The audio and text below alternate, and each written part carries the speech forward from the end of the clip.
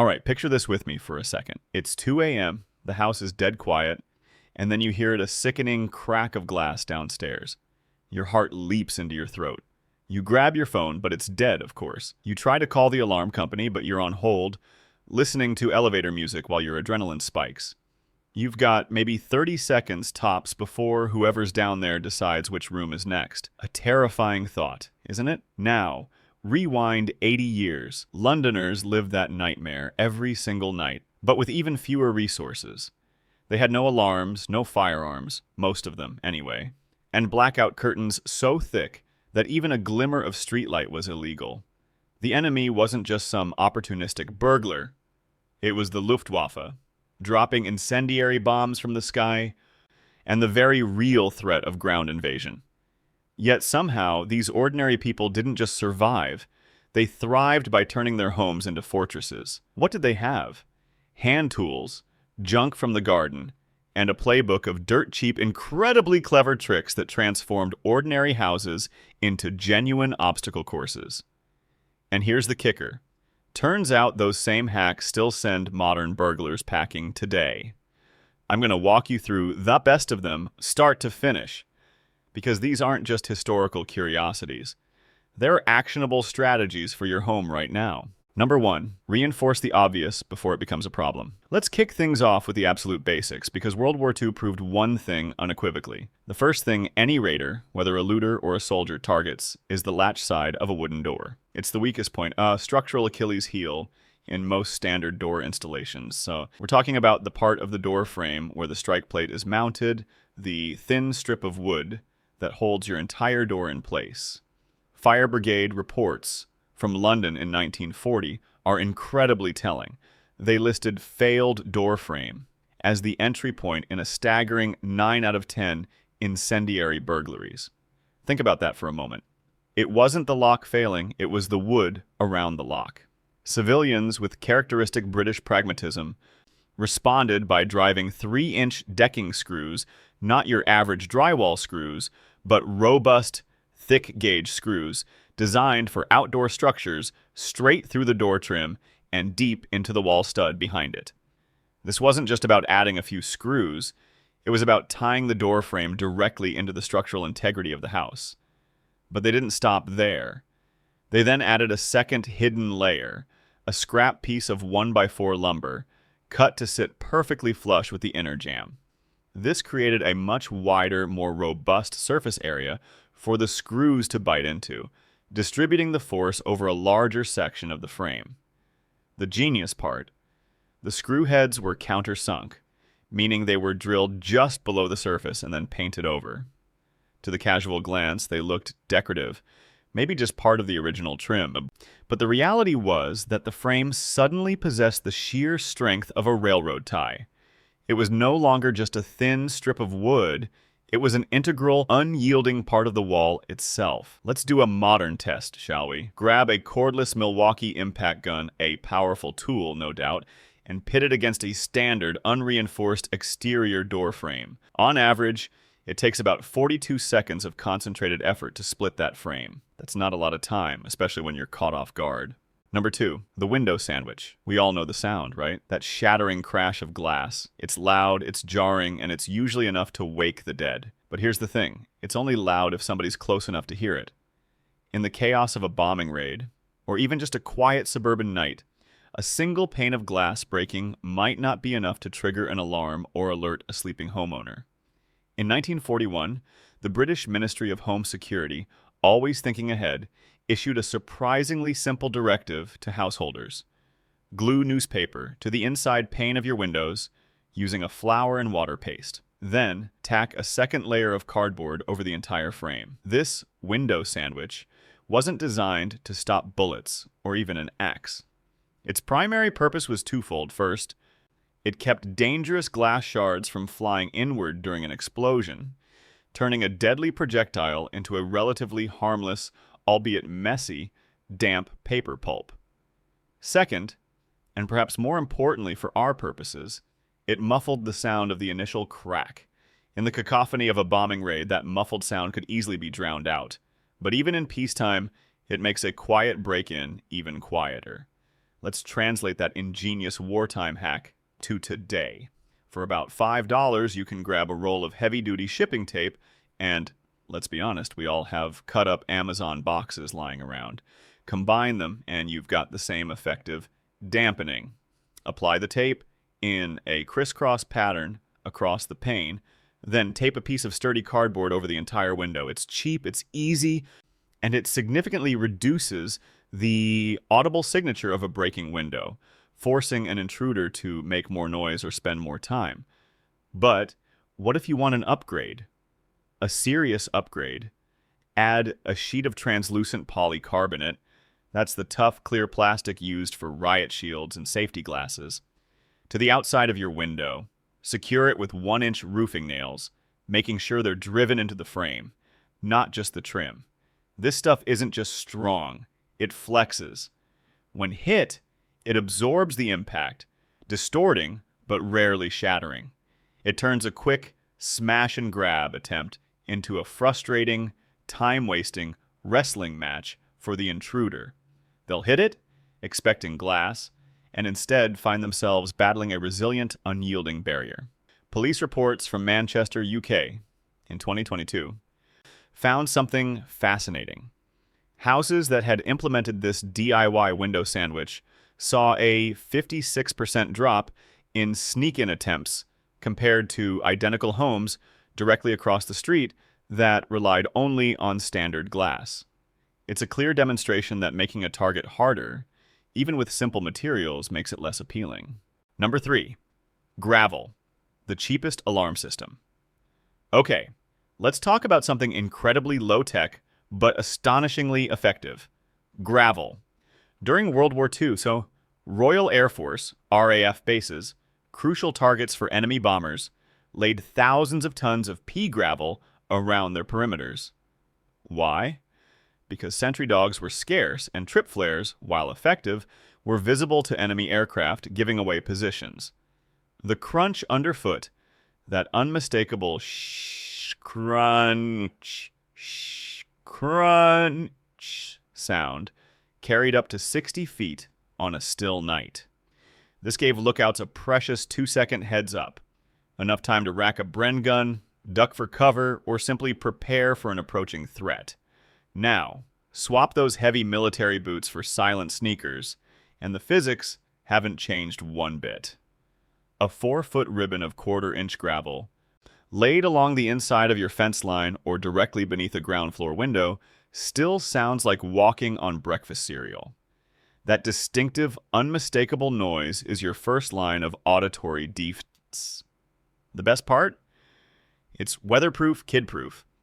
They might play in it, but they won't break it, and requires exactly 0 batteries. No Wi-Fi signal needed, no subscription fees, no false alarms from passing cats. It just works. Think about it. The sound of footsteps on gravel is universally recognized as a sign of presence. An intruder, trying to be stealthy, will instantly realize they've been detected, or at least that their presence is being announced. This creates immediate psychological pressure.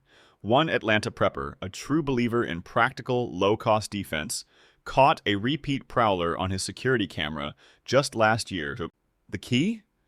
Not the video feed, but the audio spike from the gravel trail. It triggered his phone alert before the guy even touched the siding. The prowler, startled by the sudden crunching noise, hesitated, giving the homeowner crucial seconds to react. The gravel didn't physically stop him, but it robbed him of the element of surprise, which is often a burglar's most potent weapon. This isn't just about noise, it's about altering the intruder's perception of risk and detection, forcing them to reconsider their target. Number 4, thorn hedges, nature's barbed wire. When resources were stretched thin during the war, metal barricades and barbed wire were requisitioned for the war effort, diverted to critical military installations. So, what did resourceful suburban Brits do? They turned to nature. They planted blackthorn and hawthorn along likely approach routes to their homes and properties. These aren't your friendly garden roses. These species grow ankle-high thorns that are hard enough to punch straight through thick leather, let alone a pair of sneakers or trousers. Imagine trying to sprint through a dense thicket of these. A single row of these natural defenders slows a sprint to a painful limp. A double row? It forces any intruder to pick a slow, deliberate path, which by design funnels them straight into a neighbor's sightline, or directly under a window. The beauty of this tactic is its dual nature. It's both a physical barrier and a psychological deterrent. No one wants to deal with painful, potentially infected thorn punctures, especially in the dark. Modern nursery hybrids, like the appropriately named Crimson Cascade or various thorny plum varieties, offer the same defensive capabilities. Many of these can reach 6 feet tall in just 2 seasons, providing a formidable living wall, and they're perfectly legal in every state. The trick is to landscape them about 2 feet inside your property line.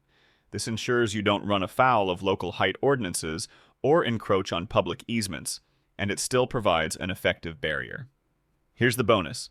In spring, these plants often bloom with beautiful, innocent-looking flowers, making them seem perfectly harmless to code enforcement or casual observers. But to a porch pirate or an opportunistic burglar, they are an absolute nightmare. They silently scream, "This property is not an easy target." A neighborhood watch in Denver reported a 70% decline in package theft the year after residents lined their entry walks and property boundaries with thorny plum bushes. It's a testament to the power of nature's defenses. Beautiful, sustainable, and incredibly effective at making your home a less attractive target. It's about creating target hardening in a way that blends seamlessly with your landscape.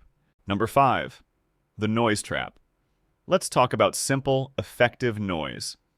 During the war, children, ever resourceful, found ways to entertain themselves amidst the rubble and rationing. They repurposed discarded items into toys, and sometimes those toys had a serious secondary purpose. Take a metal coat hanger, snip it into 6-inch lengths, bend each length into a V shape. Now, slide 2 bottle caps onto each arm of the V, facing each other so they clack together. Hang this assembly from a piece of cotton twine across a dark hallway, perhaps at shin height or just inside a seldom-used door. Step into it, and those bottle caps clack together with a metallic rattle that sounds eerily like a broken bicycle chain or something far more sinister. British kids affectionately called them clackers, turning them into a simple toy. But the Home Guard, always looking for low-cost, effective alarms, use them as trip alarms. Today, you can update this classic design with even cheaper, more readily available materials. Swap the metal coat hanger for a disposable chopstick. Bamboo is surprisingly sturdy. And instead of bottle caps, use soda can tabs. They're lighter, create a sharper, more piercing sound, and are equally effective. The principle remains the same. Create a sudden, unexpected, and unsettling racket in a quiet, dark space. Put one at the top of your basement stairs, another just inside the back door, perhaps even strung across a less used side entrance. Most intruders, operating under the cover of darkness and silence, will freeze instantly at the first metallic snap. Their minds, already on high alert, will immediately assume they've triggered a sophisticated security system. That moment of hesitation, that sudden jolt of fear, is invaluable. It wakes you up with time to spare, time to assess the situation, time to call for help, or time to move to a safer location within your home. It's a psychological blow, turning their stealth advantage into a moment of vulnerability. This 37-cent clacker isn't just a noise, it's a silent alarm that screams, "You've been detected!" Number 6, sandbags. Without the sand, when air raids were a constant threat, wartime cellars weren't just for storage. They were vital shelters. And to make them truly safe, they were often stacked shoulder-high with Hessian sacks filled with 25 pounds of garden soil. These improvised fortifications weren't just for show. They stopped splinters from incendiary bombs, which could be deadly, and crucially, they could absorb pistol rounds if a firefight spilled indoors. What made them so effective? Soil. It's free, it's moldable, and perhaps most importantly, it's twice as dense as perlite, a common lightweight filler. A single layer, stacked 2 feet high, could soak up pistol rounds that would punch straight through drywall, leaving you exposed. Now let's bring this powerful low-tech defense into the 21st century. And you don't even need to dig up your garden. Modern version. Head to your local hardware store and pick up 40-pound tube-shaped contractor bags. These are designed for heavy-duty waste and are incredibly durable. Then, grab several bags of topsoil. Fill those contractor bags, lay them like giant bolsters along the inside of your exterior walls, especially near vulnerable points like ground floor windows or doors. You can stack them 2 or 3 high, creating a surprisingly robust barrier. Worried about aesthetics? Don't be. Throw a furniture skirt in front of them or arrange a row of books, and guests will never even notice your covert fortifications. These aren't just for defense against human threats either. In a tornado zone, these heavy bags double as ballast, helping to stabilize your home against high winds.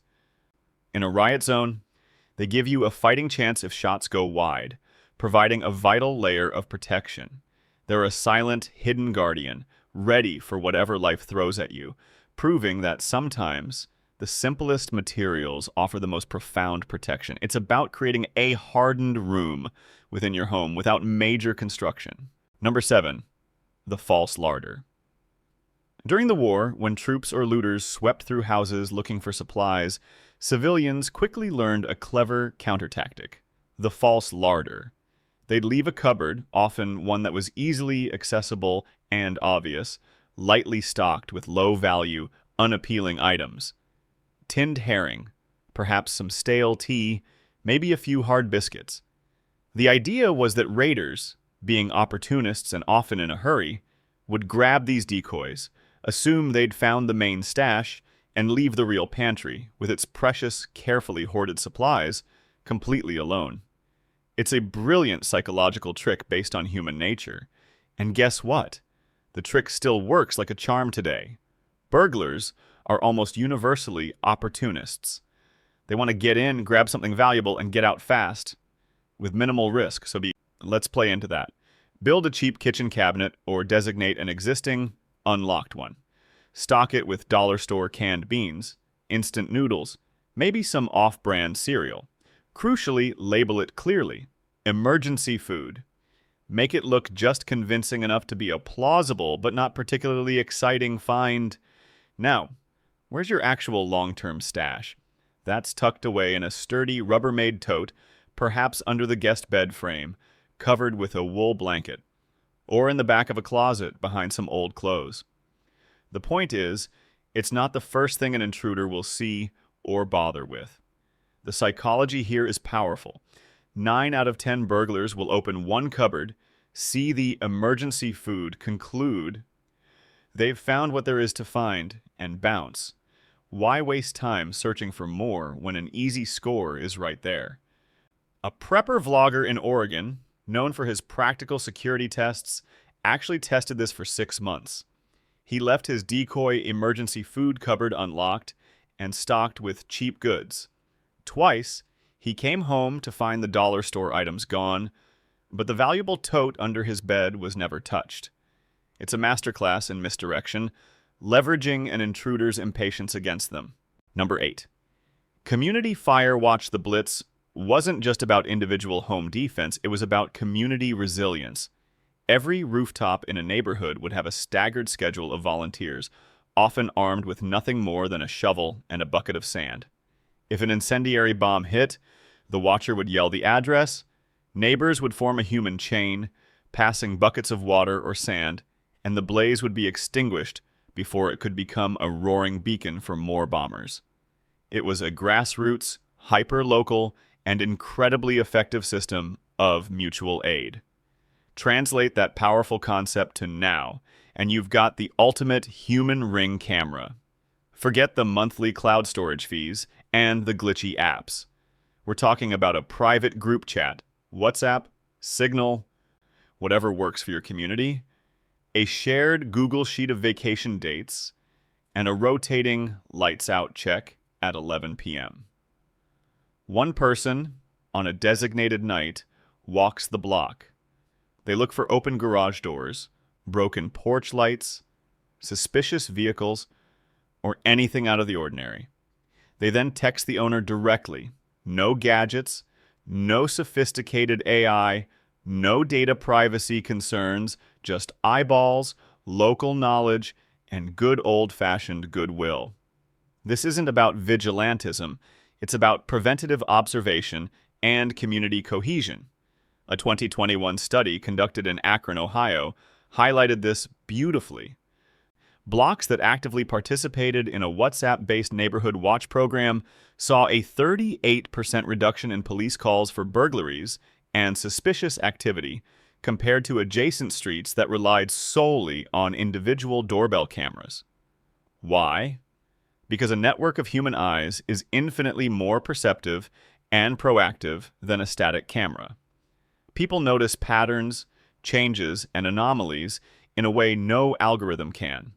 They can intervene with a friendly knock or a quick text, often deterring problems before they escalate. It's a powerful reminder that sometimes the best security system isn't bought, it's built one neighbor at a time. Number 9, blackout discipline. During the darkest days of the Blitz, air raid precautions, ARP, wardens weren't just handing out instructions, they were enforcing strict blackout rules. This often meant distributing 60-watt bulbs painted dark blue, ensuring that houses couldn't be spotted from 10,000 feet by enemy aircraft. But this military necessity had a fascinating side effect, one that proved incredibly useful for individual home security.